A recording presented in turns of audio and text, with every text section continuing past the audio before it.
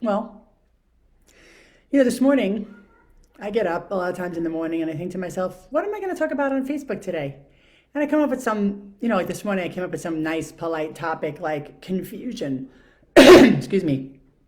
And I'm packing it and packaging it and thinking about, oh, that sounds good. That sounds good. And I sit down to meditate, and what actually came up instead was weaponizing masculinity and femininity. Because, of course, I've had a couple of hours of being awake. I've had some conversations. I've, been on a little media, listened to a couple people's opinions, thoughts, points of view on things. And what I love about the world today is that there's so much information, and I can think a certain way, and I can find anything on the internet that will validate that. And then from people who call themselves experts, or just people who have super strong opinions and can justify it with a lot of information and data, and then other people who are just talking out their ass, and I don't know the difference because I don't know them. But I think the point of it is that I've had a couple of conversations over the past couple of days around, people having some difficulty in relationships and trying to determine, what does that relationship look like. And, you know, um, here and there, women have complained, not being respected or being objectified. And here and there, the men are claiming feeling emasculated or disregarded or disrespected. And, there's just so many things. And, these terms like disrespected, yeah, I want to be respected, but am I respecting you? And emasculated, I mean, I don't know. Am I showing up? Are you showing up as a man? I mean, and what does it mean to be a man? And I guess that's really for the two people to hash out. And anything goes.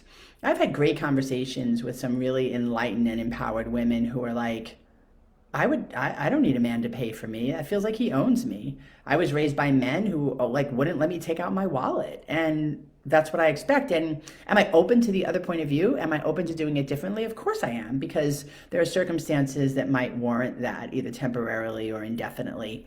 But the thing is that I still know that I have a standard, and I'm sure about what that standard means to me. So as you're flitting around the internet, and trying to find answers for yourself, understand that the answers are there, but they're not necessarily your answers or the answer. And I can, in fact, find justification for anything, and any piece of information can be weaponized. I don't care if it's about sex. I don't care if it's about race. I don't care if it's true. I don't care if it's perceptual. I don't care if it's right. I don't care if it's wrong. It can be packaged and curated into anything that somebody wants to speak about, including myself, right? I take little clips, I take videos, I mesh them together. I want to create a certain sort of message, but I'm taking a piece of a clip out of context, and I'm taking an image from like Canva. And so it's really phenomenal. And I think the bigger point here is to not so much decide like, oh, this is this and that's that.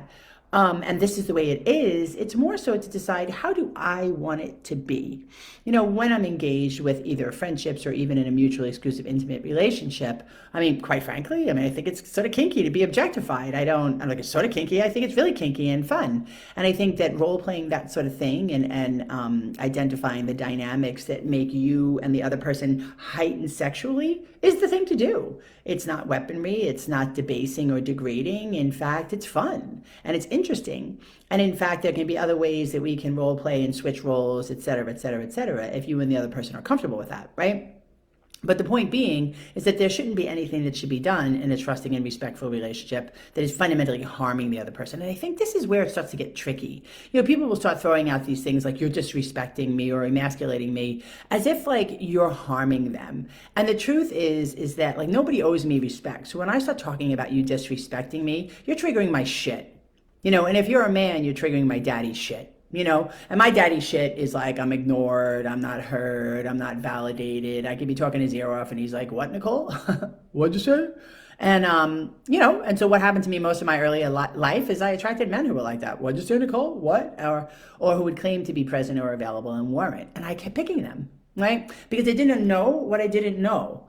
And I allowed, different things like, I hope I'm making sense here. I'm trying to close the circle before my time's up. It's almost like in not knowing myself, I allowed things like gender roles, relationship, intimate boundaries, trust, respect to be weaponized. Like, oh, you're disrespecting me. Well, no, I didn't know how to respect myself. Or you're emasculating me. Well, I don't even fucking know what it means to be a man. Oh, I feel disempowered. Well, why don't I own my power as a woman, man? I got all I need. There's a ton of power out there, especially nowadays as a woman. Tons of it. I could use it, I could abuse it, I could weaponize it myself, and it's there. So, I don't know. Do you want to continue to weaponize stuff? Or do you want to find more intimacy, trust, truth, healthy, respect, et cetera, et cetera, et cetera? And this is a game you're just playing with yourself. You're just inviting in partners or other playthings to figure out what all these things mean to you and to find the place where you're most comfortable. So I hope that you can find that. I hope that maybe listening to this helps you seek within and understand a little bit more about what you're looking for, what your standards are, and what it means to feel masculine, feel respected. And if you're not clear or you're not sure, you can always give me a holler by messaging me or emailing me at nicole@nicoledevlin.com. Thanks for joining, and I hope you have a great day.